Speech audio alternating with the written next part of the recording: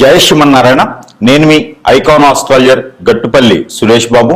అయితే మనకి ఈ జీవన వ్యవస్థ ఈరోజు ఎలా ఉంది అంటే కనుక ఒకరికొకరి సంబంధం లేకుండా, ఒకవేళ ఉన్నా కూడా ఉమ్మడి కుటుంబంగా లేకుండా చిన్న చిన్న ఫ్యామిలీలతోనూ చిన్న చిన్న సంసారాలు ఏర్పరచుకొని ఈ జీవన శైలిలో పరిగెత్తేటువంటి జీవితాలు ఏర్పడిపోయినా ఉన్నాయి. దాంతోపాటు ఆప్యాయత, అనురాగం, ప్రేమ ఇలాంటివన్నీ కూడా, నమ్మకాలు ఇవన్నీ కూడా లేకుండా పోతూ ఉన్నాయి. పెద్దలంటే గౌరవం, మర్యాద ఇవన్నీ లేకుండా పోతుంది. మనంగా సంపాదించుకున్న పేరు, ప్రఖ్యాత, హోదా, డబ్బు ఇవన్నీ కూడా ఎక్కడ ఏమవుతుందో కూడా అర్థం కాకుండా పరిస్థితి ఏర్పడుతూ ఉంది. దానితో పాటు మరొకటి ఏంటంటే, ఇప్పుడు ఏం చెప్పాలనుకున్నాం అనేది చూద్దాం. అయితే అసలు మరొకటి ఏంటంటే కనుక, వీటన్నిటితో పాటు ఈ రోజున ఉన్నటువంటి ఏదైతే బంధం, బాంధవ్యం, అనురాగం, ఆప్యాయత, దాంతో పాటు భార్య, భర్త ఇవన్నీ కూడా ఉన్నాయి. వీటిలో ఎంత విలువ ఉన్నది. ఒకప్పుడు మనకి పెళ్లి అనగానే 7 జన్మలు ఉండాలి అని చెప్పేసి అని సంబంధాలు చూసి, ఆ సంబంధాలు ఎన్నో రకాల సంబంధాలు చూసేసి మన అబ్బాయికి ఏదైతే సంబంధం కుదిరితే బాగుంటుంది, మన అమ్మాయికి ఏ సంబంధం కుదిరితే బాగుంటుంది. దీంట్లో మొదటిగా వారు అడిగేది ఏంటంటే 7 తరాలు చూస్తారు. వెనక 7 తరాలు, ముందు 7 తరాలు చూసేటువంటి జీవితం కొనసాగుతూ ఉంటుంది. అమ్మాయి తరపున బాగుందా, వారి ఫ్యామిలీ అంతా కూడా అన్యోన్యంగా, ఉన్నతంగా, భార్యలతో పాటు భర్తలు, భర్తలతో పాటు భార్యలు ఉన్నారా, ఇంట్లో ఏమైనా గయ్యాలీలు ఉన్నారా, ఏమైనా ఇబ్బంది పెట్టేవారు ఉన్నారా, ఇన్ని రకాలు చూస్తున్నారు. అబ్బాయి తరఫున కూడా వీరి వంశం వృద్ధి అవుతుందా, ఎలాంటి ఇబ్బందులు ఏమైనా కలుగుతున్నాయా, పిల్లలు బాగా సంతానం కలుగుతుందా, వీరి జీన్స్ అంతా కూడా ఎవరైనా 2-3 పెళ్లిళ్ళు చేసుకొని ఉన్నారా, ఎవరైనా దేశాల మీద పోయి ఉన్నారా, ఇవన్నీ కూడా ఆరా తీసుకొని 7 తరాల ముందు 7 తరాల వెనక్కి కూడా మనం చూసుకొని ఆ ఒక విధంగా పెళ్లి చేసే సాంప్రదాయం మనకి పూర్వకాలంలో ఉండేది. ఆ తర్వాత అది జనానికి బోరేసిందా, లేకపోతే కొత్తదనం కావాలనుకుంటున్నారో కానీ బంధాలు మార్పులు అనేది, బాంధవ్యాల్లో మార్పులు అనేది, ఒక బంధం ఏర్పడింది, ఎవరో తెలియని అమ్మాయి మన ఇంటికి వచ్చింది, ఎవరో తెలియని వ్యక్తి మన ఇంటికి వచ్చారు అంటే వారి యొక్క విలువ అనేది ఈ రోజుల్లో లేకుండా పోయింది. దానికి ముఖ్యమైనటువంటి కారణం ఏమిటంటే డబ్బు, వ్యామోహం, అతి దృష్టి, అనావృష్టి, అంటే కోరికలు. అంటే ఇప్పుడు పేరెంట్స్కి కావచ్చు, పిల్లలకు కావచ్చు, వారు చదివినటువంటి చదువులకి తగ్గోడు రావాలని, ఇంకా మా అమ్మాయి చిన్నది, మా అబ్బాయి చిన్నదని, ఇలాగా ఆస్తులు బాగా ఉండాలని, టుంగుటియాల్లో ఊపాలని, అలాగా ఇంకా విదేశాల్లో స్థిరంగా ఉండాలి అని, ఇలాగ వారికి ఒక్కొక్క రకమైనటువంటి కోరికల వలన ఈ పిల్లల్లోనూ ఉన్నటువంటి అన్ని కోరికలు అణచడం అనేది పెద్దల సమస్య అయితే, కొంతమందిలో ఉండలేక ఈ పిల్లలు కూడా ఎవరైనా బాగుండి పిల్లలకి తెలియదు కాబట్టి కళ్ళకి నచ్చిన వారిని చేసుకోవటమా, మోహించడమా, లేకుంటే గనక ప్రేమించడమా చేసి పెళ్లిళ్ళు చేసుకునే విధానానికి మన జీవన శైలి మొదలైంది. దాని తర్వాత లివింగ్ రిలేషన్, అంటే ఒక బంధము, బాంధవ్యం లేకుండా లివింగ్ రిలేషన్ లాంటివి మొదలైనవి. ఇక రానున్న కాలంలో ఎలాంటి వైపరీత్యాలకి దారి తీస్తుందో కానీ తెలియదు. అంటే మనకి ఎక్కడైతే ప్రకృతికి వైపరీత్యాలు ఉంటాయో అదే రకమైన వైపరీత్యాలు బంధాలు, బాంధవ్యాల్లో కూడా కొనసాగుతూ ఉన్నాయి. ఇక కొన్ని రాష్ట్రాల్లో చూస్తే అసలు విలువలు, వాల్యూస్ కూడా లేకుండా పోతా ఉన్నాయి. మన తెలుగు రాష్ట్రాల వీరు సైతం కూడా ఏంటంటే పిల్లలకి కోరికలు, ఆశలు ఎక్కువైపోవడం వలన, వారిలో ఈ యొక్క చైతన్యం ఎక్కువ వచ్చిందని అనుకుంటాం వలన, వారికి తెలియంది ఏమి లేదు అనుకోవడం వలన, పెద్దల యొక్క అనురాగం, ఆప్యాయతకి దూరం అవడం వలన, అలానే పెద్దలు చెప్పే మాట వినకపోవటం వలన, వీరే గొప్ప అని అనుకోవటం, ఎవరి మాట వినకపోవటం వలన ఇలాంటి తప్పుదాయాలు కొన్ని అయితే కొనసాగుతూ ఉన్నాయి. దాంట్లో ముఖ్యంగా రెండో పెళ్లి, అంటే అసలు రెండో పెళ్లి అని చెప్పడానికి కూడా లేదు. కాకపోతే మొదటగా ఏర్పడినటువంటి జన్మించిన తర్వాత మొదటిగా వేరే ఒక సంబంధం ఏర్పడి తోడుగా ఉండేసి, అండగా ఉండేసి, ఎవరైతే ఉంటారని చెప్పి ప్రమాణ పూర్తిగా చేసుకునే వాటి పెళ్లి అనేది బాంధవ్యతతో కలుపుతుందో అది వదిలేసి ఇప్పుడు లివింగ్ రిలేషన్, రెండో సంబంధాలు, మూడో సంబంధాలని లేకుండా ఇంకా విచ్చలవిడితనంతో ఏర్పడేసి ఆడవారికి, మగవారికి సందేశ దూరంలో కూడా లేకుండా ఎవరు దొరికితే వారితో సంబంధాలు ఏర్పంచుకొని వాల్యూస్ అనేది రోడ్డు మీద పెట్టేసి వీరికి ఈ రోజు గడిచిపోయిందా, చాలు అనే పరిస్థితులకు ఏర్పడినటువంటి కాలం కూడా మనకి కొంతగానో ఉన్నది. ఇవైతే దాని గురించి ఒకసారి మనం చూసినట్టయితే కనుక దాంట్లో మనం మొదటి పెళ్లి అనేది చేసుకున్న తర్వాత ఆ ఒక వైపరీత్యాలు వచ్చి భార్యలో తప్ప, భర్తలో తప్ప, పెద్దలో తప్ప, పిల్లలో తప్ప జరిగిపోవడం వలన దాని తర్వాత ఏర్పడేటువంటి సంబంధాలని రెండనే అంటాం మన దౌర్భాగ్యానికి. ఆ తర్వాత ఎన్నున్నా మనం రెండు కింద భాగిస్తాల్సి వస్తుంది, ఎందుకంటే మొదటిది చెడిపోద్ది కాబట్టి. అలానే ఎవరి జాతకంలోనైనా అసలు రెండో పెళ్లి అనే దానికి ఎలా ఏర్పడుతుంది, కొంత చైతన్యం రావడం కోసమైనా మనం ఒక్కసారి పరిశీలిద్దాం. దీంట్లో ముఖ్యంగా అసలు రెండో పెళ్లి అనేది ఎలాంటి జాతకులకి, రెండో పెళ్లి అనేది ఏ జాతకంలో ఎలాంటి నక్షత్రము, ఎలాంటి గ్రహము ఏ స్థానంలో ఉండడం వల్ల రెండో పెళ్లి వ్యామోహం కానీ, రెండో పెళ్లి అవకాశం కానీ, రెండో పెళ్లి చేసుకునేటువంటి విధానం కానీ కనిపెడుతుంది. అసలు రెండో పెళ్లి లేకుండా రిలేషన్షిప్ ఏమైనా ఉన్నాయా, ఎలా కనిపెట్టవచ్చు, ఎలా గమనించవచ్చు, వీరిని మనం ఎలా పసిగట్టొచ్చు, ఎలా అరికట్టొచ్చు, దీనికి పరిష్కార మార్గం ఏంది ఒకసారి మనం గమనిస్తే గనక ఆ విషయంగా మనం రాసుల పరంగా ఇప్పుడు ద్వాదశ రాసుల్లో ఏ రాశి వారికి ఎలా ఎలా స్థానాల్లో ఉంటే రెండో పెళ్లి జరుగుతుంది, వారికి విజ్ఞాన నిమిజ్ఞాలు ఏంటి, వారి యొక్క పరిహార మార్గాలు ఏంటి, ఇవి ఒకసారి మనం పరిశీలిద్దాం. అలానే మనకి ద్వాదశ రాసుల్లో ఒకటి వృషభ రాశి. ఈ వృషభ రాశి వారికి రెండో పెళ్లి యోగం. అంటే మొదటి పెళ్లి కావలేదు రెండో పెళ్లి ఏంటి గురుగారు అంటారేమో, మొదటి పెళ్లి అయిన వాళ్ళకి రెండో పెళ్లి ఉంటుంది కదా.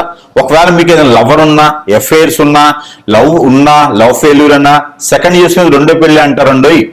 అయితే మీకు ఎలాంటి లవ్ ఎఫైర్స్ స్కూల్లో ఉన్నా, కాలేజీలో ఉన్నా, వాళ్ళు దూరం అయిపోయినా రెండోసారి మీకు బాధ్యత కానీ, బంధం కానీ ఏదైనా ఏర్పడిందంటే అది రెండో దాని కిందే సంబంధం.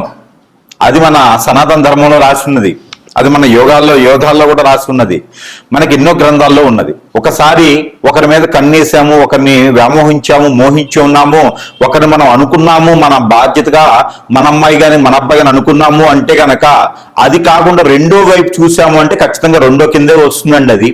కాబట్టి ఆ రెండో దానికి వృషభ రాశి వారికి ఎలా వస్తుంది అంటే కనుక వారికి మొదటిగా మనం చూసినట్టయితే కనుక పెళ్లి అనగానే పురుషుల్లో చూసేది 7వ స్థానం, స్త్రీలో చూసేది 6వ స్థానం. కాబట్టి 6వ స్థానానికి బలంగా ఏ గ్రహాలు ఉన్నాయి, 7వ స్థానానికి బలంగా ఏ గ్రహాలు ఉన్నాయి చూసుకోవాలి. అలానే పురుషుల్లో అయితే కనుక ఈ వృషభ రాశి కాబట్టి వృషభ రాశి వారికి గురుబలం ఎక్కడుంది, గురువు ఏ స్థానంలో ఉన్నారో చూసుకోవాలి. దశ అంతర్దశలు, పెళ్లి స్థానానికి వచ్చేటప్పటికి దశ అంతర్దశలు ముఖ్యంగా మొదటిగా పెళ్లి సంబంధం చూసుకునే దానికి కానీ, పెళ్లి చేసుకునే దానికి కానీ, ఎఫ్ఐఆర్స్ పెట్టుకునే దానికి కానీ, లేకుంటే కనుక మొదటిసారిగా ఎవరైనా ప్రేమించేదానికి కానీ మగవారిలో అయితే కనుక ఖచ్చితంగా గురువు ఎక్కడ ఉన్నారు, ఆ గురు స్థానానికి సంబంధించి ఏంటంటే ఎఫ్ఐఆర్స్ ఉంటే కనుక అట్రాక్షన్ అనేది ఒకటి ఉంటుంది. ఎఫ్ఐఆర్స్ అన్నా కూడా అట్రాక్షన్, వీరు బాగున్నారు అనేది అట్రాక్షన్. ఈ అట్రాక్షన్ మనకి ఉండాలంటే కనుక అందులోనూ వృషభ రాశి వారికి 4వ స్థానంలో గురువు ఉన్నా, 6వ స్థానంలో శుక్రుడు ఉన్నా ఈ యొక్క అట్రాక్షన్ అనేది ఏర్పడుతుంది. అలానే ఎదుటి వాళ్ళకి నచ్చడం, మనం ఎదుటి వాళ్ళకి నచ్చడం, ఎదుటి వాళ్ళు మనకు నచ్చడం అంటే అట్రాక్షన్ అంటారు. ఇవి లాంగ్ టర్మ్ జర్నీ నడవు. దీన్ని వీరు దీన్ని వీరు ఏమనుకుంటారంటే ఎఫ్ఐఆర్స్ అనుకుంటారు, లవ్ చేస్తాను అనుకుని బాధపడుతూ ఉంటారు చాలా మందిని. కానీ ఇది కేవలం అట్రాక్షన్ మాత్రమే. అలానే శని 8వ స్థానం కానీ, 9వ స్థానం కానీ, 4వ స్థానంగా ఉన్నారు అంటే ఆ లవ్ కాస్త అట్రాక్షన్ కాస్త త్వరగానే ముగిసిపోతుందని అర్థం. ఇక మనసు పెట్టి ఆలోచించకూడదు వాటి మీద. ఇక తర్వాత పెళ్లి కాడికి వస్తారు. పెళ్లి దగ్గరికి వచ్చేటప్పటికి మగవారిలో అయితే కనుక 6వ స్థానంలో శుక్రుడు ఉండి 8వ స్థానంలో రవి ఉండడం, లేదా రవి మహర్దశ కేతు అంతర్దశ నడవడం వలన వారికి పెళ్లి యోగం అనేది ఏర్పడుతూ ఉండిద్ది. అలానే శుక్రుడు కానీ కుజుడు కానీ 6వ స్థానంలో ఉండి శుక్రు బలం ఉండి వారి మీద గురుబలం 9వ స్థానంలో గురుబలం ఉంటే కనుక వారికి పెళ్లి యోగం అనేది ఉంటుంది. అదే స్త్రీలు అయితే కనుక 2వ స్థానంలో కేతువు గాని, 2వ స్థానంలో శుక్రుడు గాని, 9వ స్థానంలో కేతువు గాని, 9వ స్థానంలో బుధుడు లేదా గురువు గాని ఉంటే వారికి గురుబలం వచ్చి పెళ్లి గడిలు మొదలవుతాయి. ఇది దశాంత దశలు అయితే కనుక రవి కానీ, కుజుడు కానీ, లేదా బుధుడు కానీ దశాంత దశలో నడుస్తున్నప్పటికీ వాడికి సంబంధాలు కుదిరేదానికి ఆస్కారం ఉంటుంది ఆడపిల్లల్లో. కాబట్టి ఇలాంటి సమయంలో కాకుండా వేరే సమయాల్లో పెళ్లి సంబంధం కుదిరి చేశారు అంటే కనుక వారికి ఖచ్చితంగా రెండో పెళ్లి అయ్యేటువంటి యోగం ఉంటుంది. గత కొన్ని సంవత్సరాల్లోనే అవుతుంది, ఎక్కువ కాలం కూడా లేకుండా. మొదటి భక్తకి ఏదో అవ్వటమా, లేదా గట్టిలో ఒకటి గండం ఉండటమా, లేదా భారీ గండం ఉండడమా, లేదా వేరే వాళ్ళ మీద కన్నేసి వెళ్ళిపోవటమా లాంటివి జరుగుతాయి. అది పెళ్లి చేసే ముహూర్తం. పెళ్లికి ఆశపడి ఏ సంబంధమైన పర్లా ఎన్ఆర్ఐ అయితే చాలని చెప్పి అలాగే జాతకాలు చూడకుండా పెళ్లి చేస్తే కనుక ఖచ్చితంగా ఇలాంటివి ఉంటాయి. కంపాటబిలిటీనే ఉంటుంది. కంపాటబిలిటీలో నక్షత్రము, యోగము, యోని ఇలాగ కలిసినటువంటి అన్ని కూడా చూస్తే 36 అవుట్ ఆఫ్ 36 అని ఉంటుంది. కాదు, అన్ని కలిస్తే కూడా అవుట్ ఆఫ్ 18 ఉన్నా కూడా పెళ్లి చేయొచ్చు. కానీ కోరికలు అనేది కొన్ని ఉంటాయి కదా మనకి. ఆ కోరికలు బాగా సంపాదన ఉండాలి, బాగా ఆస్తిపరులై ఉండాలి, విదేశాల్లో సెటిల్ అయిపోయి ఉండాలి, మా అమ్మాయిని కారులో తిప్పాలి, వంట చేయకూడదు, అన్నిటికీ పని మనుషులు ఉండాలి అని చెప్పేటువంటి వాళ్ళు, లేదా మా అబ్బాయి అంతా బాగుండాలి, మా అబ్బాయికి కట్నం బాగా ఇవ్వాలనుకునేటువంటి ఆశ ఉన్నట్టు వాళ్ళకి ఇలాంటి సంబంధాలు కుదురుతాయి. ఏది రెండో సంబంధం, మూడో సంబంధం చేసుకోవాలనే ఆశ, కోరిక పుట్టేసి పిల్లలకు వాళ్ళే నేర్పేటువంటి పేరెంట్స్ కూడా ఉన్నారు. కాబట్టి వృషభ రాశి వారు కూడా అలాంటి పరిస్థితులు వస్తాయి. ఎందుకంటే వృషభ రాశి వారు గారాభంగా పెరుగుతారు. ఎదుటి వాళ్ళంటే అట్రాక్షన్ ఉంటుంది, ఎదుటి వాళ్ళ మీద కూడా అట్రాక్షన్ ఉంటుంది. కాబట్టి ఆ విధమైనటువంటి విధాలు ఉంటాయి. కాబట్టి ఒకవేళ భార్య ఏదైనా ఇబ్బంది అయినా, భర్త ఏదైనా ఇబ్బంది అయినా కూడా వారికి మళ్ళీ రెండో సంబంధం 30-33 సంవత్సరాలకి ఏర్పడుతుంది, వాళ్ళకి దశాంతర దశలో మళ్ళీ కూడా. కాబట్టి ఈ విధమైనటువంటి విధానాలు కాకుండా మా భర్త దూరమయ్యారు, భార్య దూరమైంది అనుకున్న వారు ఎవరైతే ఉంటారో ఈ పరిహారం చేసుకుంటే ఖచ్చితంగా అదృష్టవంతులు అవుతారు. ఇక లేదు కాదు అనుకుంటే గనక రెండో మారి పెళ్లి చేసుకోవాలి, ఏదైనా ఎఫ్ఐఆర్ పెట్టుకోవాలి అనుకుంటే వారిలో దశ వచ్చేసి బుధుని దశ కావాలి. బుధుని దశ కానీ దశాంతర దశ కానీ ఉంటే ఆ లైఫ్ అయినా లైఫ్ లాంగ్ ఉంటుంది. లేదు అంటే కనుక చంద్రుడి యొక్క దశాంతర దశలో కూడా మీకు బాధిస్తుంది. అలానే మీ యొక్క గోచార ప్రకారంగా చూసుకున్నప్పుడైతే కనుక రాహువు గాని, కేతువు గాని, లేకపోతే కనుక కుజుడు, ఈ యొక్క దశాంత దశలో కూడా మీకు రెండో పెళ్లి యోగం అనేది ఉంటుంది స్త్రీ పురుషులు ఇద్దరిలోనూ. కాబట్టి ఆ విధంగా చేసుకొని స్వచ్ఛశామలంగా ఉండేదానికి ఆస్కారం ఉంటుంది. మరోవైపు కన్నేయకుండా వారినైనా బాధ్యత పూర్తిగా చూసుకుంటే వాల్యూస్ కాపాడుకునే విధంగా ఉంటారు. పేరు, ప్రఖ్యాత, హోదా, డబ్బు అన్ని కూడా మీకు కలిసి వచ్చే విధంగా ఉంటుంది.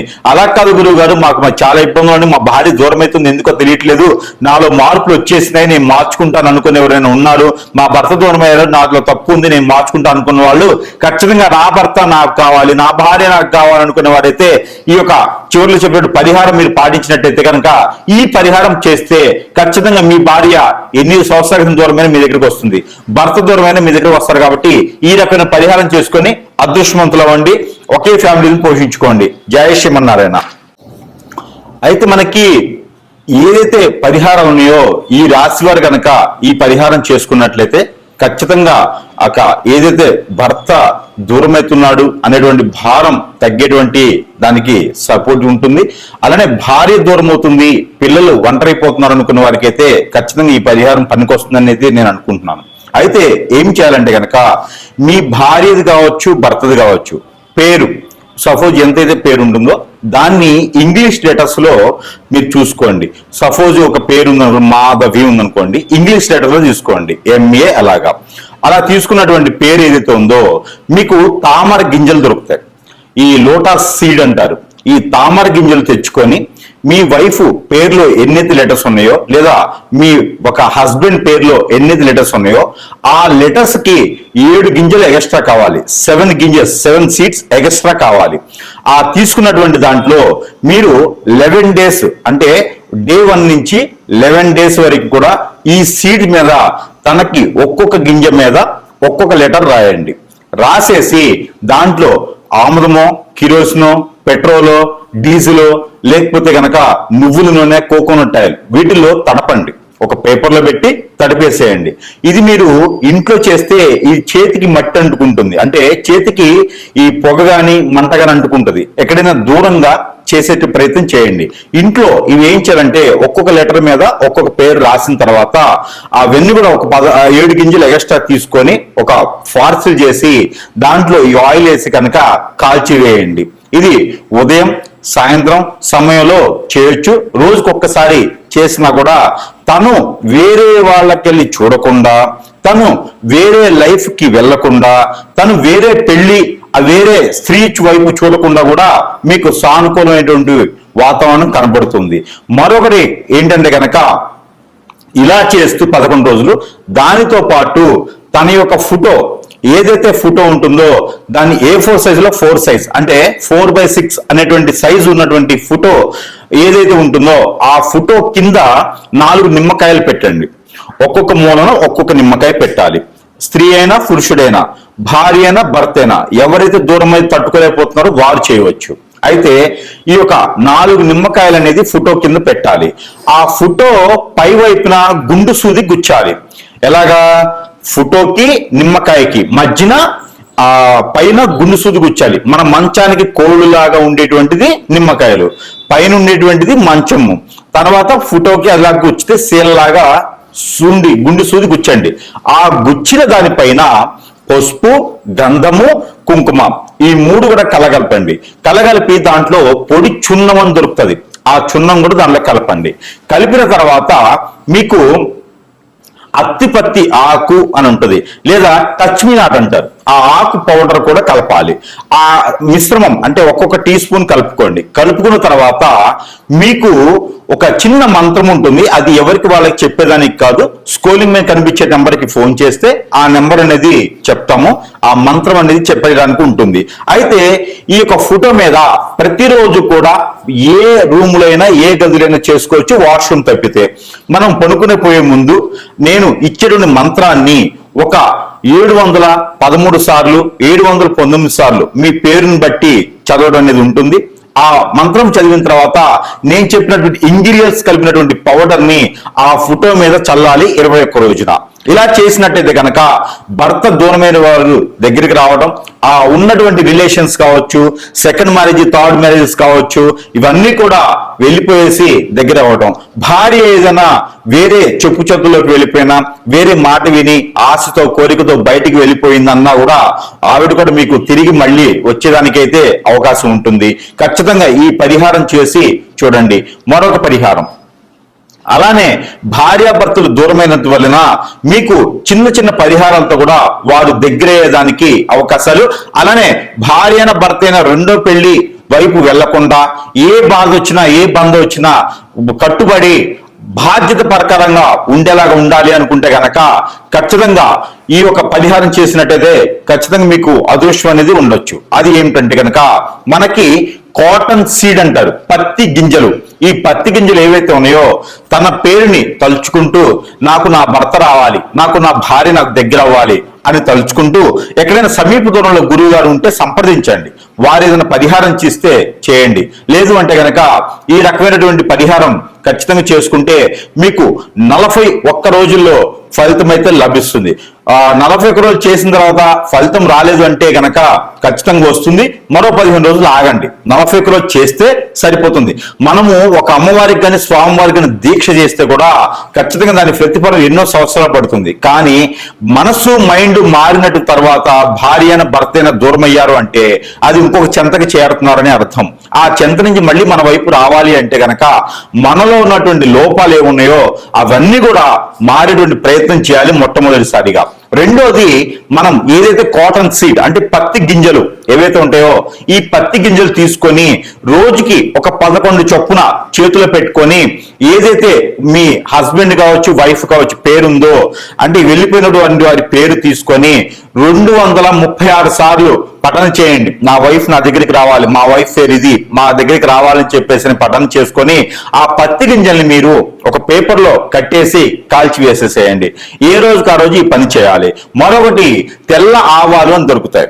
ఈ తెల్ల ఆవాలు గసగసాలు అవొక 1 టీ స్పూను ఇవొక టీ స్పూను తీసుకొని మీరు మీ చుట్టూతా దిష్టి తీసేసుకొని ఆ దిష్టి తీసుకుని చేతిలో పెట్టుకున్న తర్వాత నా వైపు నా దగ్గరికి రావాలి, నేను చేసిన తప్పులేమంటే క్షమించాలి, నేను మళ్ళీ అలాంటివి చెయ్యను అని చెప్పేసి అని మనస్ఫూర్తిగా మీ కులదైవానికి ఇష్టదైవానికి కొలుచుకొని కనుక మీరు ఏదైనా మీకు నచ్చినటువంటి అమ్మవారికి స్వామివారికి ముడుపు మొక్కుబడి చేసుకొని కనుక మీరు ఈ ఆవాల్ని ఈ యొక్క గసగసాల్ని పెనం ఉంటుంది కదా ఇంట్లోను, ఆ పెంక మీద లైట్ గా ఏమి వేయకండి, ఆయిల్ లాంటి ఏమి వేయకుండా ఆ మూకుడు మీద లైట్ గా ఫ్రై చేసేసి పడివేయండి. ఇలా చేయండి. ఇలా చేస్తే ఖచ్చితంగా మీకు దూరమైనటువంటి భర్త మీకు దగ్గర వస్తారు, మీకు దూరమైనటువంటి భార్య మీకు దగ్గర వస్తుంది ఖచ్చితంగా. ఈ తర్వాత వచ్చేసి మీకు చిన్న దువ్వ ఉంటుంది, మనకి బయట దువ్వ ఉంటుంది. దువ్వ అంటే మనకి బయట మట్టిలోని జల్లెడు పెట్టినటువంటి దువ్వ మెత్తగా పౌడర్లా ఉంటుంది.